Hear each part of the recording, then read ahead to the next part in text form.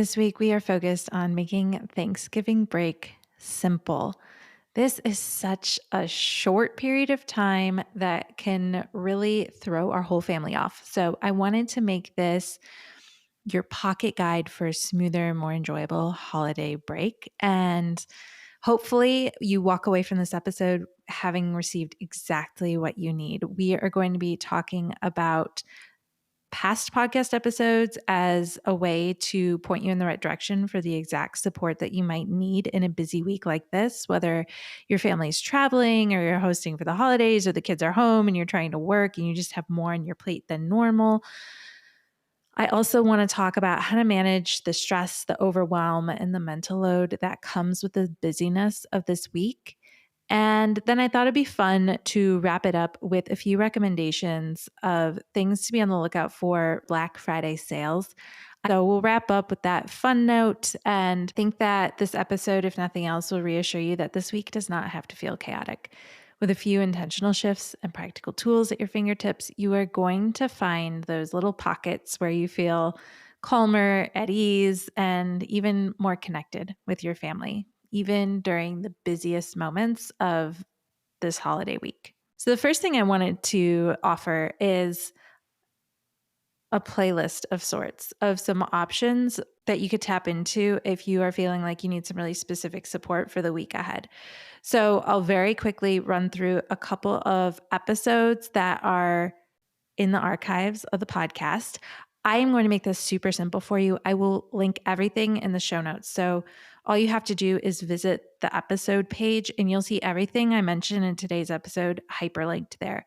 While you're there, make sure that you hit follow because I am going to be bringing more podcast episodes designed to help support you get through, quite honestly, the busiest weeks of the year and hopefully make it all feel more doable and especially more enjoyable. So if you aren't following already, be sure to hit that follow button when you are visiting the show notes and grabbing these links. So the first episode is really for those moments where you're just feeling like you've got a lot going on. Your week might be feeling extra busy, whether the kids are home and you're trying to work, or maybe you're hosting family from out of town, or even just hosting Thanksgiving dinner.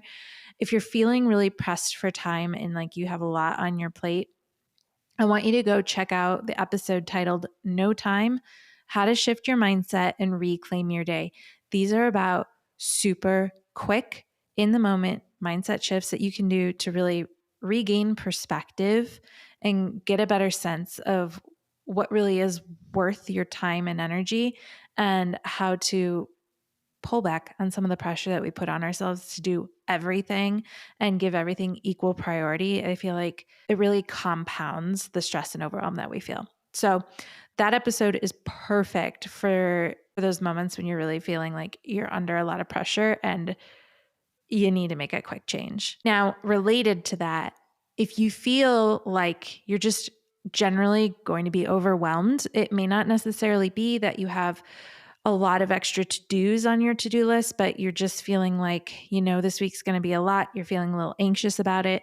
I want you to go check out the episode titled How to Stop Overwhelm with These 5 Power Zones. This is one of the most popular podcast episodes to date, and it is the perfect framework to know exactly which 5 areas of your life you can leverage in order to quickly feel more in control and less overwhelmed by everything that's going on. So be sure to tune into that so you can get really clear on exactly what aspects of your life you can leverage quickly. I give you lots of concrete examples of the exact changes you can make to very quickly see results and an improvement in that overwhelm that you're feeling. And then the third episode is for you if you are traveling. So this is actually one where there's a bonus episode related to it. So I'm just going to link to the first one.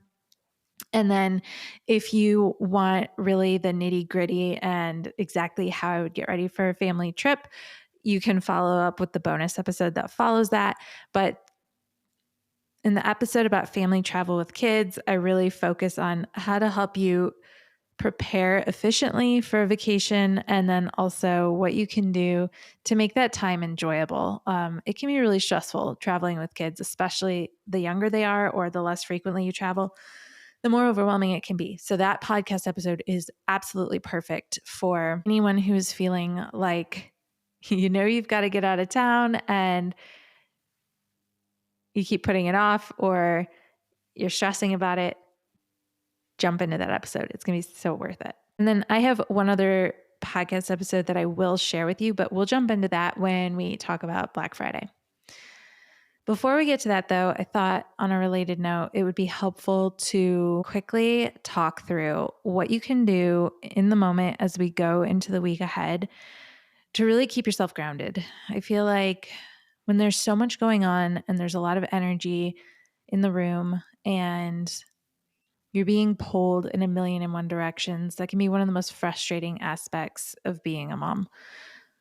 It's like you can be as well-intentioned as you want, but if you aren't feeling calm, it's hard to feel fully present and to show up as the mom that you really care about being to your kids. So the first thing I want to make sure that we do is not give equal urgency to everything on your plate. Instead, I want you to really think about in the week ahead, if you could go to the end of that week and picture yourself sitting on the couch, hanging out with the family, and thinking about, wow, this week really was awesome. What would be the things that you would say made it awesome? How is it that the week made you feel? What were the moments in your week where you were like, that was a highlight? I absolutely loved those moments. What would those entail? Try to sit with that feeling and identify what are maybe the values that that's reflecting to you as a way to really get clear on what do you really appreciate giving your time and energy toward?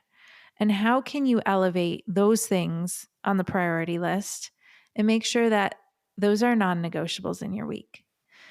And if you can focus on those as being the most important, I think you'll find that it becomes a lot clearer and a lot easier about the things that you feel like you should do, or the things that you'd like to do, or the things that you're expecting yourself to get done, but maybe don't have to actually happen, are going to soften and they're not going to feel as urgent. So do that quick little exercise to just ground yourself in how you want to feel at the end of this week. I think that that can be so powerful. And even just jot those down on a Post-it note, hang them up on your bathroom mirror so that you're reminded every day of what you're really choosing to have as top priority for you and your family this week.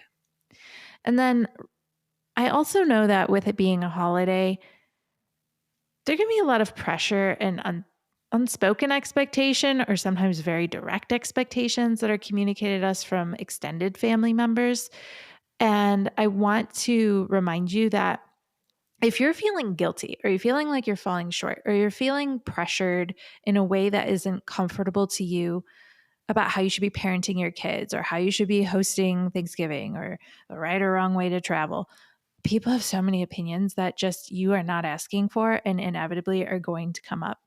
And if you're feeling the need to change your approach based on those expectations, I just want you to pause and ask yourself, what's mine?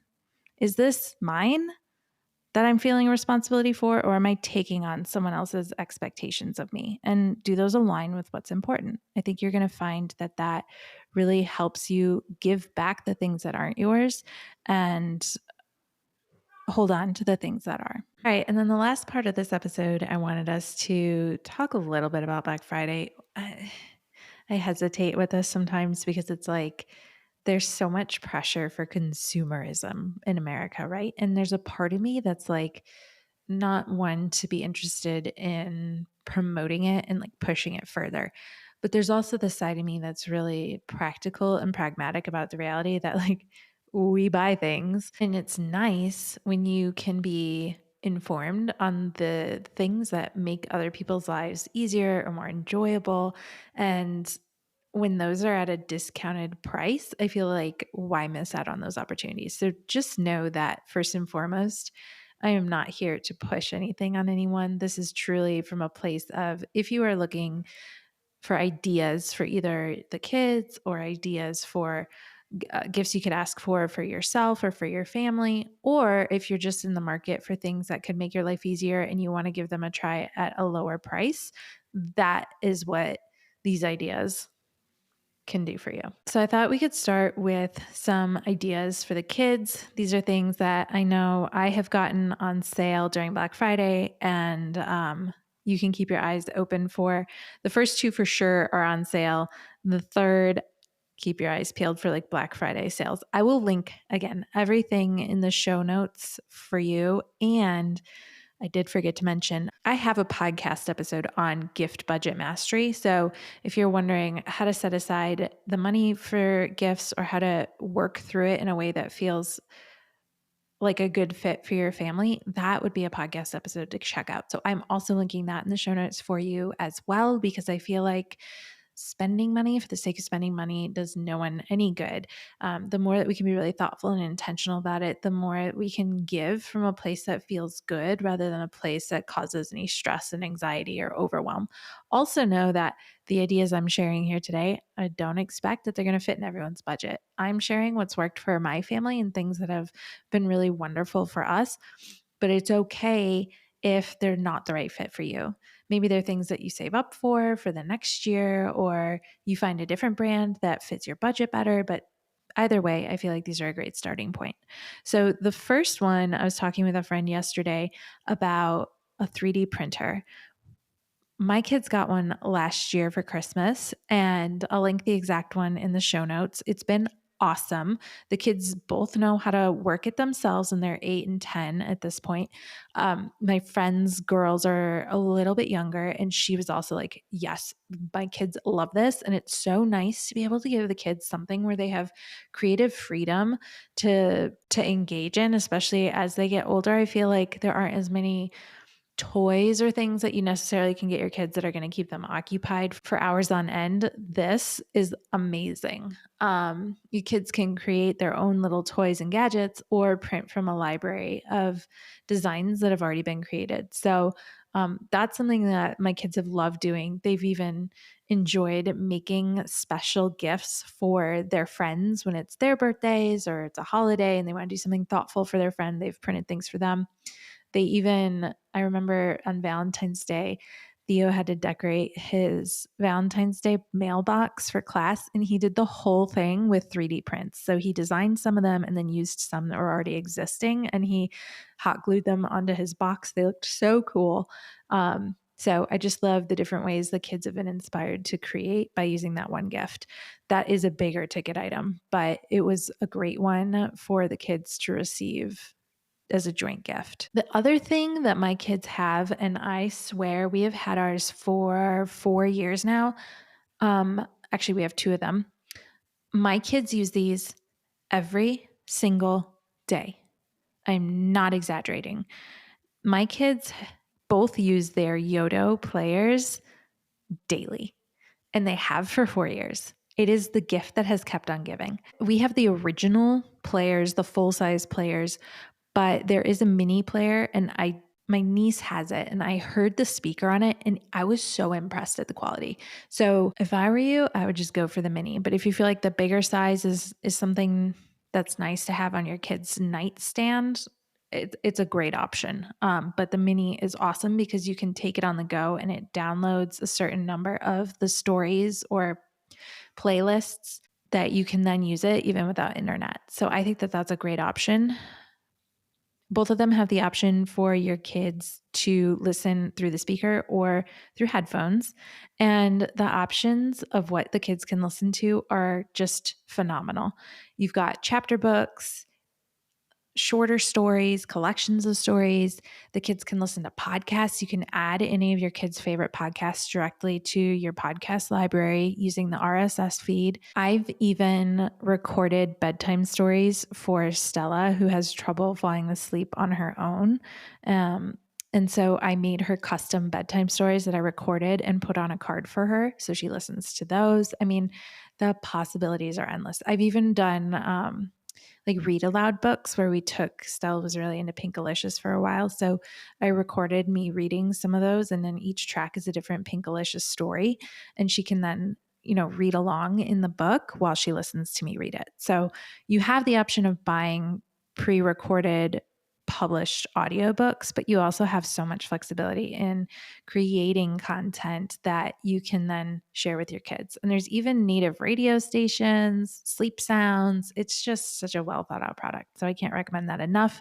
And I can confirm Yodo is going to have a bundle on sale for 35% off. And then I think even all the regular cards and the players sold individually are up to 20% off. So it's a great time to buy. I will link that in the show notes for you. And then the last idea I had for the kids that I feel like is just a staple in our house, and even with Theo being 10, he's showing no signs of ditching his anytime soon. Those are scooters. I am telling you, if you don't have one, get yourself one for your kids. It is so fun. When kids come over to play, they are always on them. My kids both have bikes. They gravitate to their scooters. So we love the micro scooters. Theo recently upgraded to a 2-wheel one that's great for the trails around here. Stella still is on one of their 3-wheel scooters, which are just a great peace of mind for me. And they have so much fun on them. So I will link those there as well. I feel like the quality is top notch. My kids' scooters still look brand new, even the one Theo's had for 6 or 7 years now. So can't recommend that enough.